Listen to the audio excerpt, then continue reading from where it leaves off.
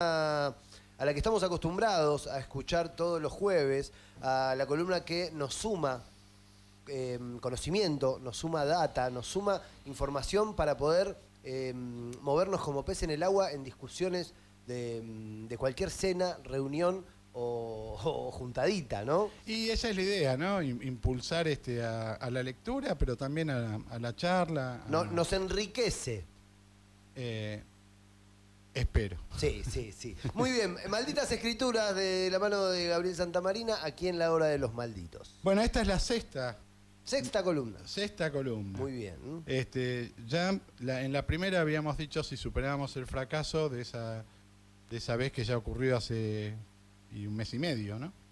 Y parece que lo hemos superado porque hay comentarios positivos, mucho comentario positivo acerca de ese reportaje virtual ficticio que hicimos con el escritor Andrés Rivera la semana pasada. Sí. Personas que no conocían se han entusiasmado con el autor y bueno, con las referencias históricas. Pero a ver, hasta ahora en Malditas Escrituras, hagamos un pequeño repaso.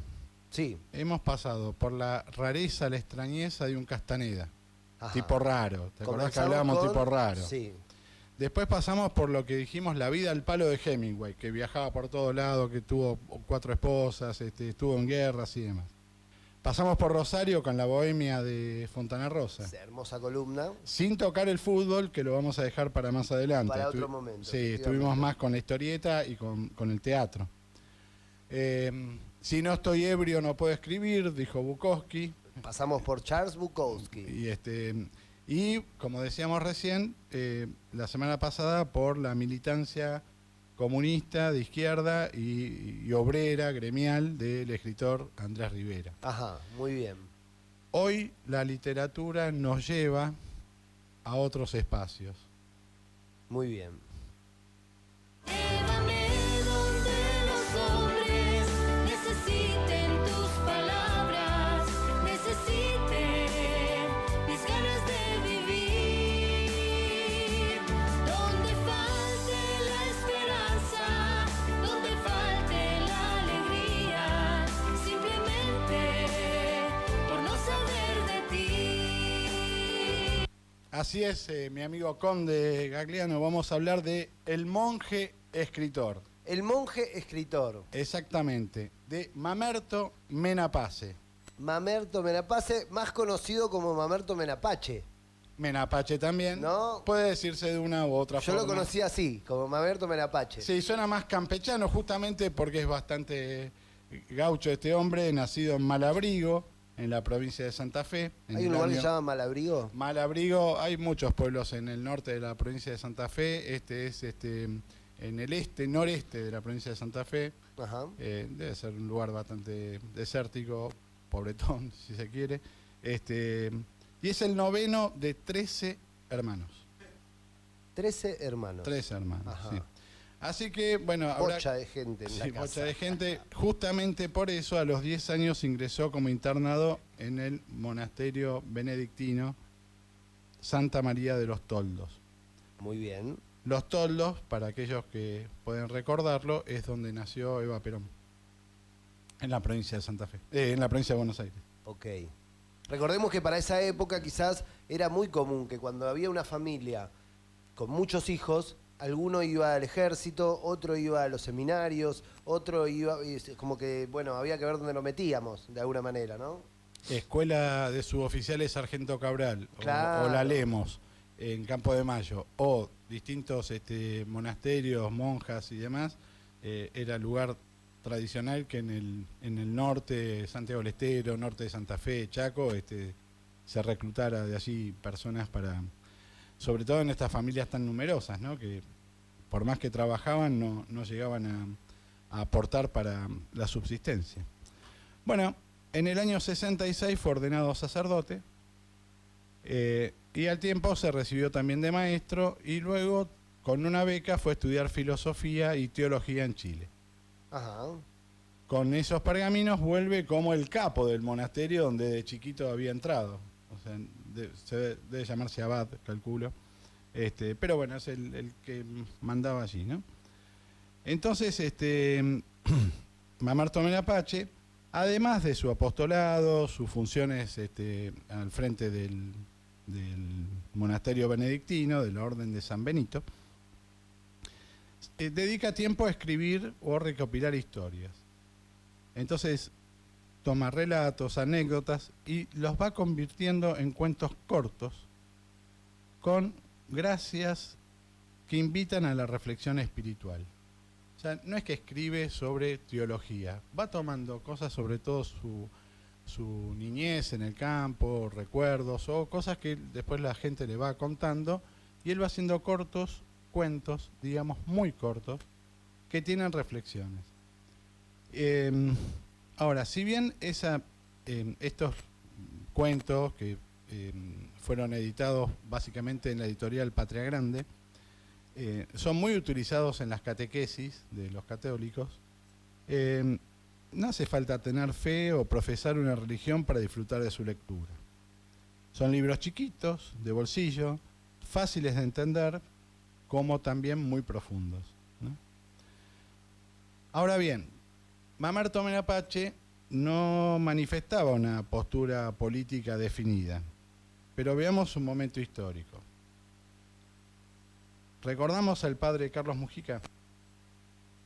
¿Vos lo tenés presente? Por supuesto, por supuesto. Bueno, militante, peronista, de la teología de tercer mundo, etcétera, etcétera, y fundador del movimiento de curas villeros.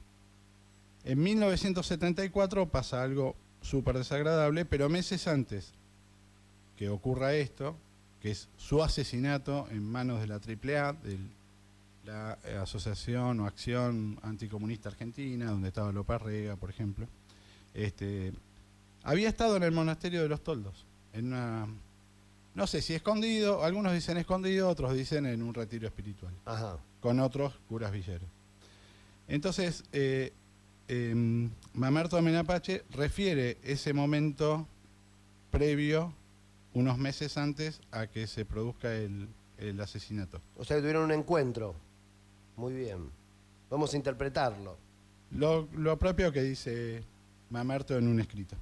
Recuerdo bien nuestro último diálogo, casi en el estribo de la camioneta que los llevaría de regreso a la capital, amontonado con todo el grupo de curas, para que pudieran sentarse en la parte trasera del vehículo que traía cúpula. Fuimos hasta los galpones a buscar unos fardos de pasto. Aproveché ese momento para preguntarle si tenía miedo a que lo mataran, ya que había recibido varias amenazas, y me sorprendió con su respuesta. No, a lo que le tendría mucho miedo es a despertarme un día y saber que me echaron de la iglesia. Tiempo después escribió en uno de sus libros. Dios le había regalado un lindo corazón, era capaz de amar y apasionarse. Tenía capacidad para ver. Sus ojos siempre miraban a las cosas y no le costaba vibrar con lo que veía. Por eso las injusticias lo sacudían fuerte. Este año muchos nos encontraremos con Dios. Fue lo último que le escuché decir. Pocas semanas después, en la madrugada de un 11 de mayo, me enteré de que lo habían ametrallado a la salida de una capilla del barrio. Poco importa el nombre del que lo mató. Conocimos, sí, el nombre y apellido del que ha muerto. Lo mató la violencia de las sombras y su nombre está escrito en el libro de la vida. Un pueblo lo lloró en silencio, ese pueblo que también ama la justicia, y como todos los perseguidos por llevar la justicia a la práctica, tendrá herencia en el reino de los cielos. Yo quiero hacer una mención, Gaby, ya que traes a este escritor que en casa lo conocíamos. Yo siempre digo que crecí en una casa de la ultraderecha católica, con todo lo que eso significa. Formé parte de la iglesia, formé parte fundamental, o sea, fuerte. Y en casa siempre los domingos se veía por televisión. Esto parece una locura para cualquier casa, pero la única tele que teníamos estaba en la cocina. Entonces, a las 12 del mediodía, todos los días en Canal 7, no sé si sigue sucediendo, pasan por televisión una misa, ¿sí? Televisada, y luego de la misa estaba un momentito de reflexión con Mamerto Menapace. En apariencia era un tipo piola, un tipo gauchesco, que siempre tenía el mate, que te contaba historia de los bichitos del campo. Era como amigable, por decirlo de alguna manera. Pero sí, no era conservador en sus formas ni en su aspecto, no respondía quizás al canon de un cura de la iglesia. Y sí, son esos casos, viste, cuando vos decís, este no parece cura. O a veces también te pasa, este no parece abogado, viste, porque me trata bien, bueno, no es que los abogados traten mal, disculpe Sabrina, usted es abogada, sino porque no tienen el cliché, no tienen la postura, ¿no? Y bueno, en el caso de Mamerto Menapache pasa un poco eso, ¿no? Claro. Si les parece, podemos compartir un pequeño cuento para adentrarnos ya en su literatura y en su forma de narrar. Muy bien. Entonces, vamos a leer, Sebastián, Emiliano y yo, Gabriel, un cuento que se llama Compartir lo provisorio, que está en el libro La sal de la tierra, es del año 77, 1977. 1977.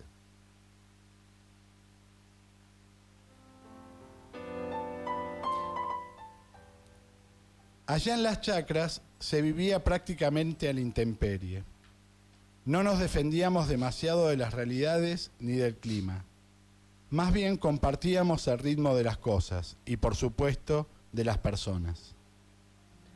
La noche nos encerraba a todos en los pequeños charcos de luz que creaban nuestras lámparas. Como las aves acuáticas se reúnen en sus charcos cuando las atropella la sequía. La lluvia también era compartida por todos. Para todos era un tiempo de recogimiento bajo techo, dejando suceder lo que era imposible conjurar. También se veía compartiendo los mismos gestos de la primavera y las mismas humillaciones del verano o del invierno. Porque cuando se vive a la intemperie, uno no puede hacer provisión del clima. Se vive el clima del momento, con intensidad y compartiéndolo, sin reservarse de él nada para el día siguiente. Tal vez lo único que se guardaba de un acontecimiento, bueno o malo, era el recuerdo de haberlo compartido y la capacidad de evocarlo en futuros reencuentros. Y lo que sucedía con los acontecimientos, sucedía también con los alimentos, sobre todo con aquellos más primitivos que provenían de la caza y de la pesca. Porque en las chacras abundaban las palomas, sobre todo cuando el lino era chiquito, o luego de la desgranada del maíz, o para cuando el girasol empezaba a madurar. Cuando se escopeteaba la bandada, solían caer más palomas de las que nosotros podíamos aprovechar. Y como no teníamos la posibilidad de conservarlas, y además era un orgullo el haber tenido buena puntería, el resto se mandaba a los vecinos. Y allá íbamos los chicos, hacia distintos rumbos, llevando cada uno un par de palomas gordas, con la esperanza de recibir propina. Y volvíamos luego a nuestro territorio con el orgullo de todo embajador. Los lunes la embajada venía del arroyo. Sábado y domingo don Pablo los pasaba en la isla o en el monte. Su razón de compartir era mucho más urgente porque el pescado de los arroyos del norte hay que comerlo fresco.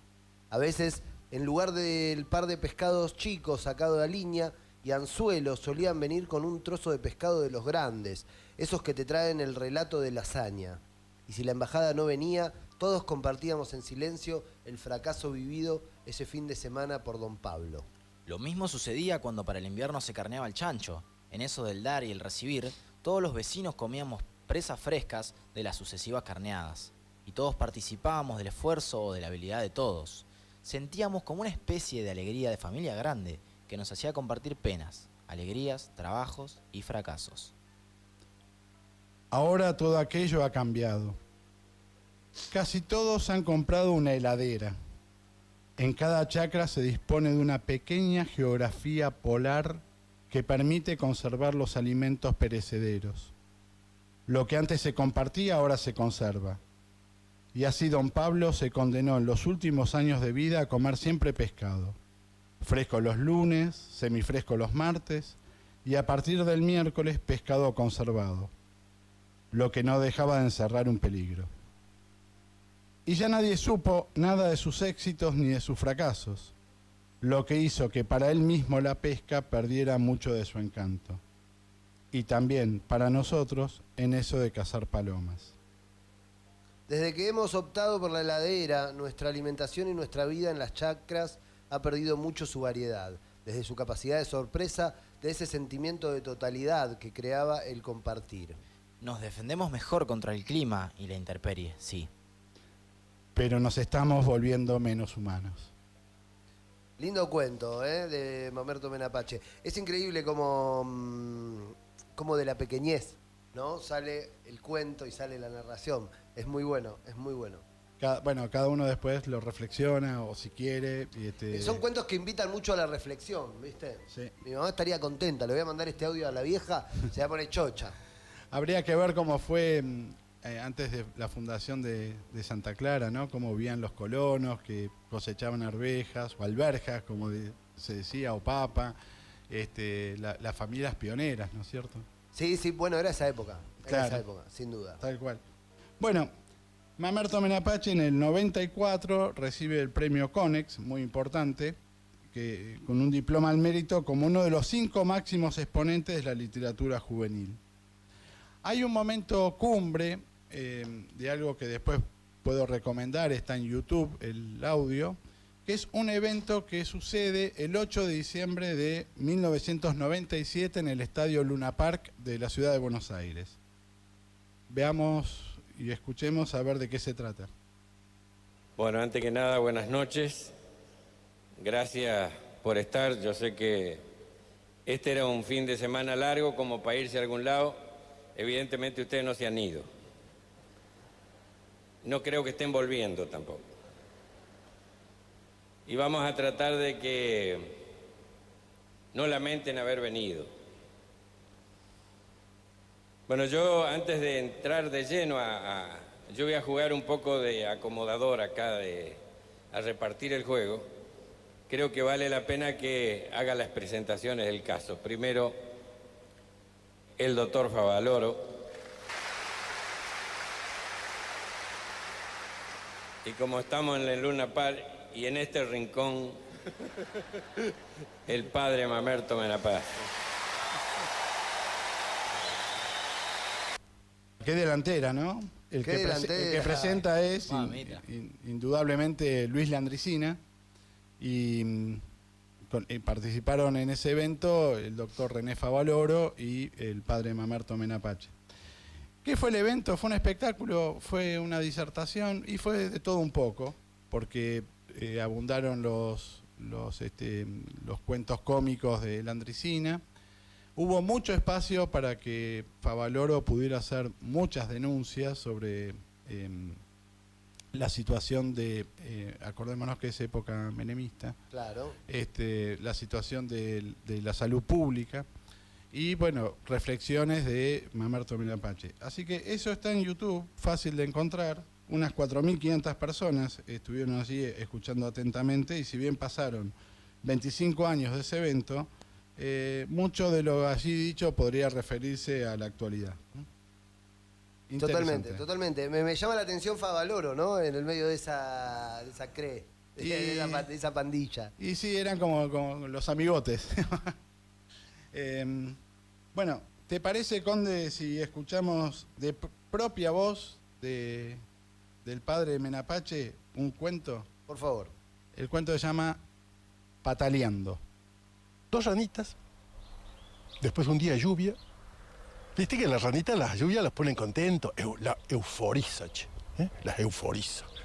Y entonces, euforizadas, salieron, plic, plic, plic, plic, así, se tiraban el agüita, la una a la otra, así con la patita, y van por las afueras del pueblo, y ven de repente una puerta grande, abierta.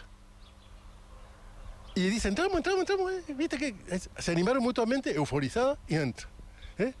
Y habían entrado en un tambo, una lechería. Nadie había adentro, pero estaba la tina de leche, grande la tina de leche. Así de alta más o menos la tina, pero con la leche más o menos hasta acá, por la mitad. Entonces había una tabla justo que subía de abajo para arriba. Subimos, y cuando llega arriba, las dos se caen adentro de la leche. Claro, caerse era fácil, el problema era salir. Viste, es como meter manteca en el bolsillo, meterla es fácil, el problema es cómo la sacás. Entrar en la droga, un montón de otras cosas, es fácil. El problema es cómo salís después de eso. Casarte es fácil, el problema ¿Qué digo? Bueno, seguimos, seguimos con estas cosas. Siempre me gusta ponerle un poco de humor a esto.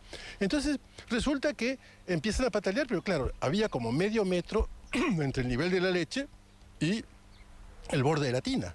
Entonces patalearon, y una de ellas dijo, yo esto no le encuentro más sentido, esto no da para más, y lo último que dijo fue glu, glu, glu, glu, glu, que es lo que dicen todos los que se tiran al fondo. Y esta dijo, no, mientras yo vivo, pataleo. Y pataleó. Pataleó y pataleó. Mirá si no habrá pataleado, que logró convertir en manteca la nata que había en la leche, se apoyó en el pancito de manteca y saltó para afuera. Y así dicen que se salvó la ranita esta. Hay que ser rana realmente en el mundo para poder salir a flote en estos casos. Que Dios los bendiga y les dé la fuerza para patalear hasta que realmente encuentren la solución. Ese cuento, él lo reversiona, ¿no? Porque es un cuento conocido a nivel mundial. Sí. ¿Sí? Me gusta. Bueno, Mamerto Menapache, entonces, hay una anécdota, ¿no? Ah, sí, bueno, primero reconocer a mi gran amigo Marcelo Rivas, que fue el que en el año 87 me regaló un libro de Mamerto Menapache. Me lo dedicó en ese momento, año 1987, y después en el año 2002 yo trabajaba en una empresa multinacional y me tocó viajar a Chile. Ajá. Entonces estaba, me bajé del avión y estaba haciendo migraciones, y en la fila para hacer migraciones estaba Mamerto Menapache, y no sé por qué en ese viaje yo tenía ese libro en mi maletín con la computadora. Entonces me acerqué y mi libro, que ya está, no tiene ni tapas, está bastante destrozado, tengo la dedicatoria de mi amigo Marcelo en el año 87 y debajo una dedicatoria de Mamerto Menapache que dice, me uno a tu amigo, Qué lindo, 2002. Qué lindo. Bueno, muy bien, hermosa columna. Las malditas escrituras, en este caso, más sagradas que malditas, ¿no? Sí. Hay como una... Pero dentro de las sagradas, digamos, Menapache es de los malditos. Es verdad, totalmente. Amigos, escuchábamos entonces la columna del señor Gabriel Santamarina sobre las malditas escrituras, distintos autores, distintos escritores que nos han regalado obras inmensas y hermosas. En este caso hemos hecho al gran Mamerto Menapache. Mi madre sonríe desde su casa, así que gracias, Gaby, por este mimo gracias a la ustedes. vieja, que seguramente se va a poner contenta. Hoy metimos un enganche para el otro lado, pero Muy bien. vamos. Señores y señoras, la hora de los malditos son